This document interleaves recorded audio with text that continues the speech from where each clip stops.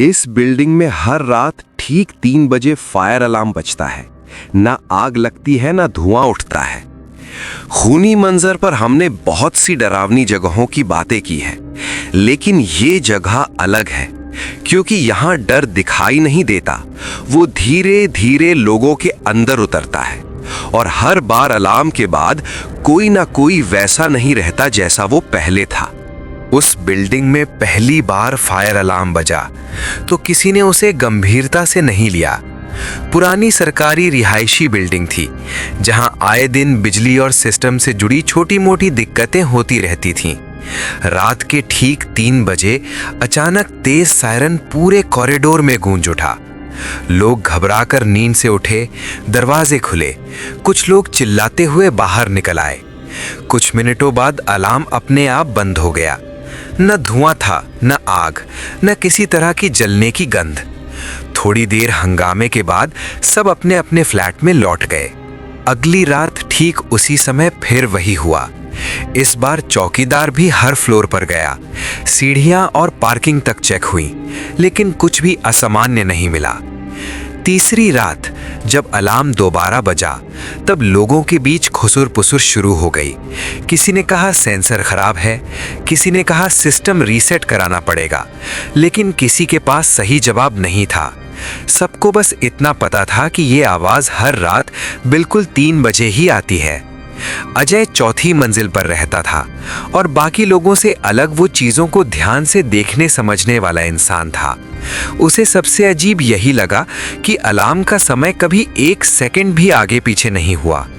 चौथी रात उसने जानबूझकर नींद नहीं ली और मोबाइल में घड़ी देखते हुए बैठा रहा। जैसे ही स्क्रीन पर 3:0 दिखा, उसी पल अलार्म बज उठा। उस सटीकता ने अजय के मन में पहली बार हल्की घबराहट पैदा कर दी। उसी रात उसने एक और बात महसूस की। अलार्म बजते ही बाहर की सारी आवाजें जैसे गायब हो जाती थीं। सड़क से गुजरने वाली गाड़ियां, दूर से आने वाली कुत्तों की आवाजें, सब कुछ अचानक शांत हो जाता था। ऐसा लग रहा था जैसे पूरी बिल्डिंग किसी अदृश्य चीज के अंदर बंद हो गई हो और सिर्फ वही सायरन सुनाई दे रहा हो। 5वीं रात जब अलार्म फिर बजा तो कुछ अलग था। लोग बाहर आए, लेकिन तीसरी मंजिल के एक फ्लैट का दरवाजा नहीं खुला। वो फ्लैट पिछले कई महीनों से बंद पड़ा था। पुराने किराएदार बिना बताए चला गया था और तब से वहां कोई नहीं रहा था। फिर भी अजय ने साफ देखा कि उस फ्लैट के अंदर हल्की पीली रोशनी जल रही थी। उसने खुद से कहा कि शायद किसी ने नया किराया लिया होगा, लेकिन दिल के अंदर कहीं एक अजीब बेचैनी बैठ गई थी। अगले दिन जब अजय ने चौकीदार से उस फ्लैट के बारे में पूछा तो जवाब सुनकर उसका डर पक्का हो गया। चौकीदार ने बताया कि उस फ्लैट की बिजली की लाइन महीनों पहले काट दी गई थी क्योंकि बिल बकाया था। वहां लाइट जलने का कोई सवाल ही नहीं था। उस शाम अजय पहली बार ये मानने को मजबूर हुआ कि फायर अलार्म किसी तकनीकी खराबी की वजह से नहीं बज रहा है और उसे अभी ये पता नहीं था कि आने वाली रातों में अलार्म के साथ साथ कुछ और भी जागने वाला है। छठी रात अजय फिर नहीं सोया। उसे अब अलार्म की आवाज़ से ज़्यादा उसके साथ आने वाली उस अजीब खामोशी से डर लगने लगा था। रात के 2:50 पर ही वो उठकर बैठ गया और लिविंग रूम की लाइट जला ली। बाहर कॉरिडोर में सब कुछ सामान्य लग रहा था, लेकिन उसे महसूस हो रहा था कि जैसे हवा भारी हो गई हो। मोबाइल पर घड़ी देखते हुए उसने खुद को तैयार किया, जैसे कोई चीज़ जिसका इंतज़ार नहीं करना चाहता वही सामने आने वाली हो। ठीक 3 बजे अलार्म फिर बजा, लेकिन इस बार आवाज़ पहले जैसी नहीं थी। उसमें वही तीखापन था, लेकिन उसके नीचे किसी और तरह की गूंज भी थी, जैसे दीवारों के अंदर से कोई और आवाज़ मिल रही हो। अजय ने ध्यान से सुना तो उसे लगा कि सायरन के बीच बीच में कोई बहुत धीमी आवाज़ भी है, जैसे कोई बोलने की कोशिश कर रहा हो। वो शब्द साफ नहीं थे, बस टूटे हुए सुर जिनका मतलब समझ में नहीं आ रहा था। कॉरिडोर में लोग बाहर निकल आए, लेकिन इस बार सब पहले से ज्यादा घबराए हुए थे। कोई मजाक नहीं कर रहा था, कोई गाली नहीं दे रहा था, सब चुप थे और उस आवाज को सुनने की कोशिश कर रहे थे जो अलार्म के नीचे दबी हुई थी। कुछ सेकंड के लिए सायरन की आवाज हल्की पड़ी और उसी पल अजय को साफ सुनाई दिया, जैसे किसी ने बहुत पास से कहा हो, दरवाजा खोलो। अजय के शरीर में सिहरन दौड़ गई। उसने देखा कि बाकी लोग भी एक दूसरे की तरफ देख रहे थे। इसका मतलब था कि यह आवाज सिर्फ उसे ही नहीं सुनाई दी थी। चौकीदार ने घबराकर कंट्रोल पैनल चेक किया, लेकिन सब कुछ सामान्य दिख रहा था। कोई फॉल्ट नहीं, कोई ट्रिगर नहीं। फिर भी सायरन अपने आप बंद हो गया। हमेशा की तरह ठीक 5 मिनट बाद उस रात कोई वापस अपने फ्लैट में नहीं गया। लोग सीढ़ियों पर, लॉबी में छोटे छोटे समूह बनाकर खड़े रहे। किसी ने हिम्मत करके तीसरी मंजिल वाले बंद फ्लैट का जिक्र किया। जैसे ही उसका नाम आया, कई लोगों के चेहरे बदल गए। सबको याद था कि वही एक फ्लैट था जहां अलार्म बजते वक्त लाइट जली हुई दिखी थी। अजय ने पहली बार वो बात जोर से कही जो उसके दिमाग में कई दिनों से घूम रही थी। उसने कहा कि अलार्म शायद आग के लिए नहीं, बल्कि किसी और चीज के लिए बज रहा है। उसकी बात सुनकर किसी ने उसे चुप करा दिया, लेकिन किसी ने विरोध भी नहीं किया। सबके मन में वही सवाल था, बस कोई उसे बोलना नहीं चाहता था। उस रात अजय ने एक और चीज नोटिस की। अलार्म बंद होने के बाद भी कुछ देर तक कॉरिडोर में वही भारीपन बना रहा, जैसे हवा ने वापस अपनी जगह नहीं ली हो। जब सब अपने फ्लैट में लौटे तो अजय ने देखा कि तीसरी मंजिल वाले फ्लैट की लाइट अब बंद थी, जैसे वहां कभी कुछ था ही नहीं। वो वापस अपने कमरे में गया, लेकिन नींद नहीं आई। उसके कान अब भी उसी धीमी आवाज को ढूंढ रहे थे। उसे साफ महसूस हो रहा था कि अगली रात सिर्फ आवाज नहीं आएगी, बल्कि कोई सामने आने वाला है। 7वीं रात अजय ने तय कर लिया कि अब वो सिर्फ सुनकर या अंदाजा लगाकर नहीं रहेगा। अलार्म का बजना अब उसकी नींद नहीं, उसका दिमाग खराब कर रहा था। रात के 2:30 बजे उसने जूते पहने, मोबाइल की टॉर्च ऑन की और धीरे से फ्लैट का दरवाजा खोला। कॉरिडोर में वही अजीब सी ठंडक थी, जैसे एयर कंडीशनर बिना आवाज के चल रहा हो। कदम रखते ही उसे एहसास हुआ कि इस समय बिल्डिंग में कोई भी जागना नहीं चाहता, लेकिन फिर भी कोई न कोई बाहर निकल ही आता है। वो सीढ़ियों से नीचे उतरकर तीसरी मंजिल पर पहुंचा। दूर से ही वो बंद फ्लैट दिख रहा था, वही फ्लैट जिसकी लाइट हर रात जलती थी और सुबह सब कुछ सामान्य हो जाता था। दरवाजा वैसा ही था जैसा महीनों से था, धूल जमा हुआ, हैंडल पर जंग और बाहर लगा ताला जो कभी खुला हुआ नहीं दिखा।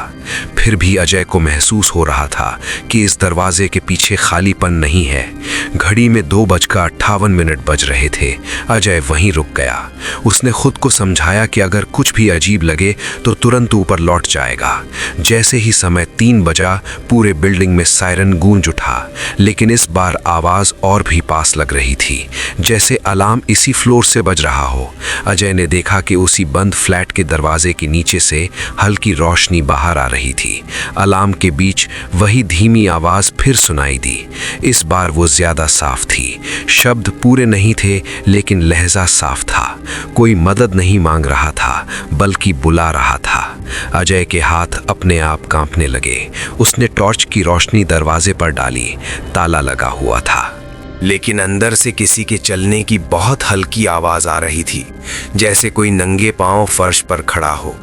अजय ने हिम्मत करके दरवाजे पर हाथ रखा। लकड़ी खंडी नहीं थी, बल्कि अजीब तरह से गुनगुनी थी। उसी पल अलार्म की आवाज थोड़ी धीमी पड़ी और अंदर से वही आवाज आई, बिल्कुल साफ, अब देर हो गई है। अजय पीछे हट गया। उसका दिल इतनी तेज धड़क रहा था कि उसे डर लग रहा था कहीं आवाज बाहर न निकल जाए। अगले ही पल अलार्म बंद हो गया। रोशनी गायब हो गई। दरवाजा फिर से सिर्फ एक बंद धूल भरा दरवाजा बन गया। कॉरिडोर में लोग बाहर निकल आए, लेकिन अजय कुछ नहीं बोला। वो जानता था कि अगर उसने अभी सच बताया तो कोई उस पर भरोसा नहीं करेगा। वो धीरे धीरे ऊपर लौट आया, लेकिन उसके दिमाग में सिर्फ एक बात घूम रही थी। अलार्म इसलिए नहीं बजता क्योंकि कोई आग लगती है, बल्कि इसलिए क्योंकि हर रात 3 बजे कोई उस दरवाजे के पीछे जाग जाता है। और अब उस किसी को पता चल चुका था कि अजय उसे सुन सकता है। 8वीं रात। अजय ने घर में लाइटें नहीं जलाईं। उसे लग रहा था कि अगर वो सब कुछ सामान्य रखेगा तो शायद जो भी उसे देख रहा है वो उसे नज़रअंदाज कर देगा। लेकिन जैसे जैसे समय 3 बजे के करीब आया, उसके अंदर एक अजीब सी बेचैनी भरती चली गई। हवा फिर से भारी होने लगी थी, और इस बार सिर्फ कॉरिडोर में नहीं, उसके अपने फ्लैट के अंदर भी। ठीक 3 बजे अलार्म बजा, लेकिन इस बार आवाज़ सिर्फ बाहर से नहीं आई। अजय को साफ लगा कि सायरन उसके सिर के अंदर गूंज रहा है। दीवारें हल्की हल्की कांप रही थीं, और उसी के साथ उसे फिर वही फुसफुसाहट सुनाई दी।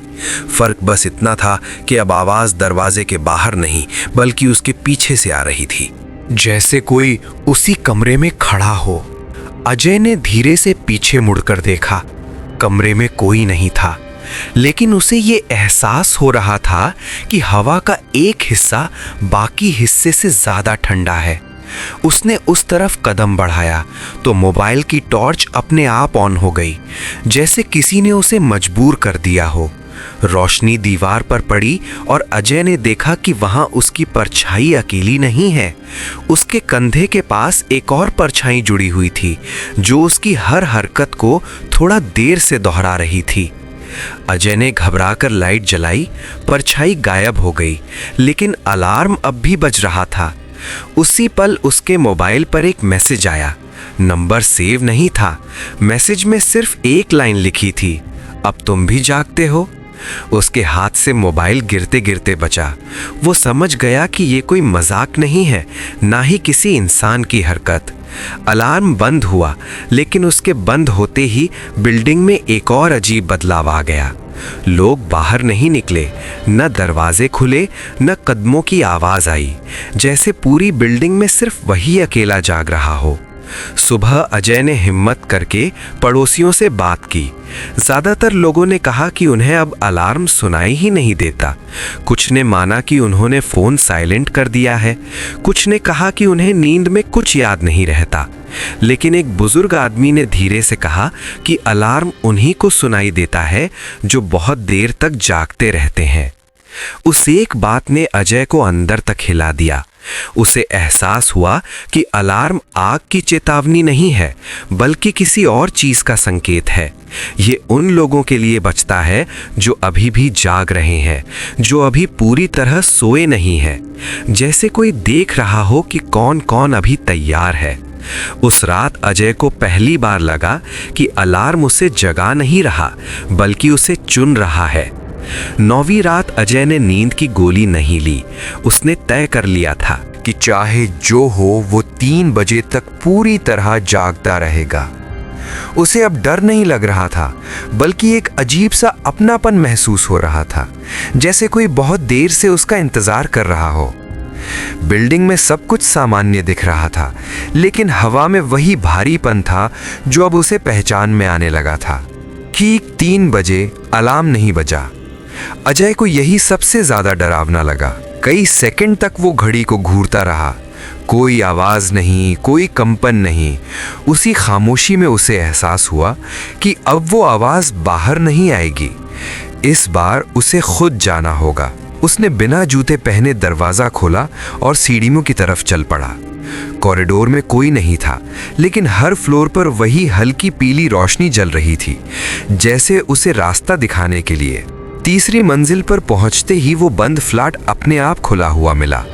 ताला अब भी लगा था, लेकिन दरवाजा थोड़ा सा अंदर की तरफ झुका हुआ था, जैसे किसी ने उसे जानबूझकर आधा खोल रखा हो। अंदर कोई फर्नीचर नहीं था, कोई सामान नहीं, सिर्फ फर्श पर काले निशान थे, जैसे यहाँ बहुत देर तक लोग खड़े रहे हों। दीवार पर एक पुराना फायर अलार्म पैनल लगा था, जो इस बिल्डिंग के बाकी पैनलों से अलग था। अजय जैसे ही अंदर गया, दरवाजा अपने आप बंद हो गया। इस बार कोई आवाज नहीं आई, कोई फुसफुसाहट नहीं, बस एक एहसास कि अब वो अकेला नहीं है। पैनल पर एक छोटी सी लाइट जली और उसमें 3 बजे का समय दिखा, जैसे वो कभी बदला ही ना हो। अजय को समझ आ गया कि ये अलार्म आग का नहीं है, ये उन लोगों का हिसाब रखता है जो रात के 3 बजे जागते हैं, जो डर के बाद भी आंखें बंद नहीं करते। उसे याद आया कि पिछले कुछ हफ्तों से कितने लोग शिकायत करना बंद कर चुके थे। कितने लोगों ने कहा था कि उन्हें अलार्म सुनाई ही नहीं देता। शायद वो अब सो चुके थे या शायद उन्होंने सुनना छोड़ दिया था। अजय ने पीछे मुड़कर देखा तो उसे दीवार पर कई परछाइयां दिखीं, सब स्थिर, सब एक ही दिशा में देखती हुई। कोई चेहरा नहीं, बस मौजूदगी। अजय को अब भागने की इच्छा नहीं हुई। उसे लगा जैसे वो किसी ऐसी जगह आ गया हो जहां सवाल पूछने की जरूरत नहीं। पैनल की लाइट धीरे धीरे बंद होने लगी और उसी के साथ उसे महसूस हुआ कि बिल्डिंग की सारी आवाजें वापस लौट रही हैं। बाहर गाड़ियां चलने लगीं, दूर कहीं कुत्ता भौंका, जैसे रात फिर से सामान्य हो गई हो। सुबह जब लोग उठे तो फायर अलार्म सिस्टम पूरी तरह ठीक बताया गया। तीसरी मंजिल वाला फ्लैट हमेशा की तरह बंद मिला। अजय अपने फ्लैट में था, लेकिन उसने किसी से बात नहीं की। अब उसे अलार्म की आवाज सुनाई नहीं देती थी। फिर भी हर रात 3 बजे उसकी आंख अपने आप खुल जाती है और वो मुस्कुरा देता है।